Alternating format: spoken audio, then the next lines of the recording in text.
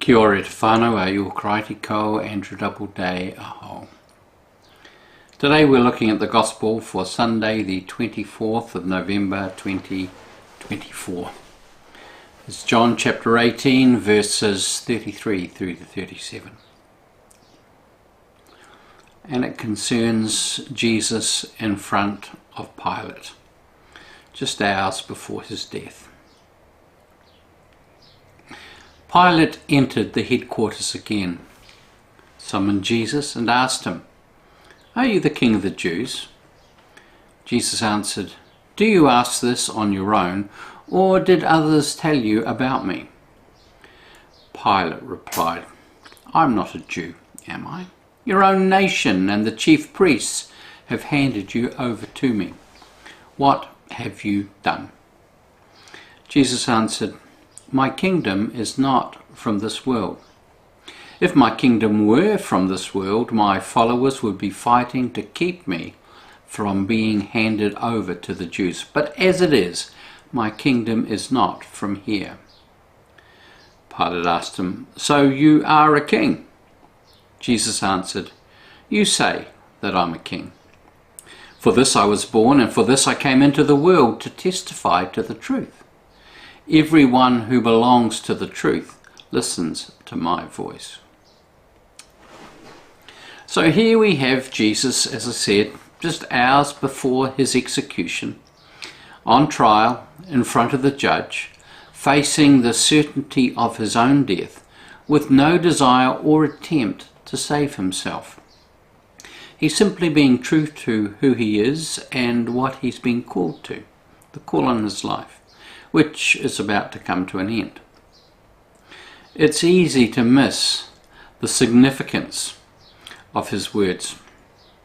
For this I was born, and for this I came into the world, to testify to the truth.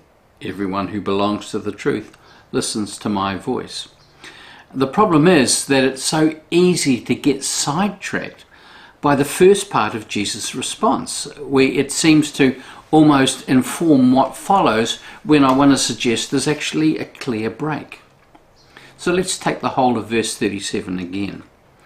Pilate asked him, "So you are a king?" Jesus answered, "You say I'm a king." As I said, it's easy to imagine now that the whole point of this passage is about Jesus being a king. But it isn't the point. It's not where Jesus is wanting to go. It's here, so let's simply repeat what comes next. For this I was born. To be a king, perhaps, but more importantly, and for this I came into the world, to testify to the truth. Everyone who belongs to the truth listens to my voice. So it's not so much about being a king, it's about Jesus bearing witness to truth. Then we have Pilate's question, which in the lectionary we don't get to read, it's been cut off. Immediately responds with, "What is truth?" Which is kind of apt today, where everyone appears to have their own truth. You have yours, I have mine. Yet surely there has to be a place for an absolute. So how might we define it? How might we define truth? Well, it occurs to me, and I saw it as a definition in something I read. Truth is that which corresponds to reality. It seems to me a fairly good definition. It's an expression of what actually is, not what we'd like it to be, not what we would hope it to be, but what it is. Now Jesus makes a bold and outrageous claim that he testifies to the truth. And earlier in this gospel he claims to be the truth. Even broader, he claims to be the way, the truth, and the life. Now these are huge claims. Can they be true? Can they be tested? Can they be verified? What measurement can we use? He also claimed in the same gospel that he came in order that we, you and me, might experience life and experience it in all its fullness. So is it verifiable that by following his way, walking in his truth, embracing his life, that we can experience a fuller life? Well, there are those that have and continue to attempt it. One in particular, one we know of as Paul, testifies that when we live this way, we will experience the following fruit in our lives. He calls them fruit of the Spirit. In his letter to the Galatians in chapter 5, verse 21, he says, these are love, joy, peace, patience, kindness, goodness, gentleness, faithfulness, and self-control. The same man also gives us a clue as to how to get there. In another of his letters, where he's telling us how we can get along with one another, he says this in Colossians 3:15, let the peace of Christ rule in your hearts. Since as members of one body, you are called to peace. Let the peace of Christ rule. It means literally to be the umpire. There's a sense of him saying that when you've got a decision to make and you're looking at options, looking at how you might be, looking at what you might do, let this peace of Christ be the thing that makes the final decisions. I want to suggest it's one of the key rules of discernment that we all need to learn. We need to learn it if we're to test out the one who claims to be the way, the truth, and the life. So, does what you are planning, or hoping for, or doing, settle with peace, a deep peace, a profound peace in your heart? Or is there something else, more akin to agitation there? Does it bring along with it the rest of the fruit of the Spirit? Does it also bring then the love, the joy, the patience, the kindness, the goodness, the faithfulness, the gentleness, and self-control? Even when we're called to do hard things. Perhaps standing for justice, doing what is right, even though it may be costly to reputation and relationships, to our health, to our material well-being. To be able to challenge the powerful.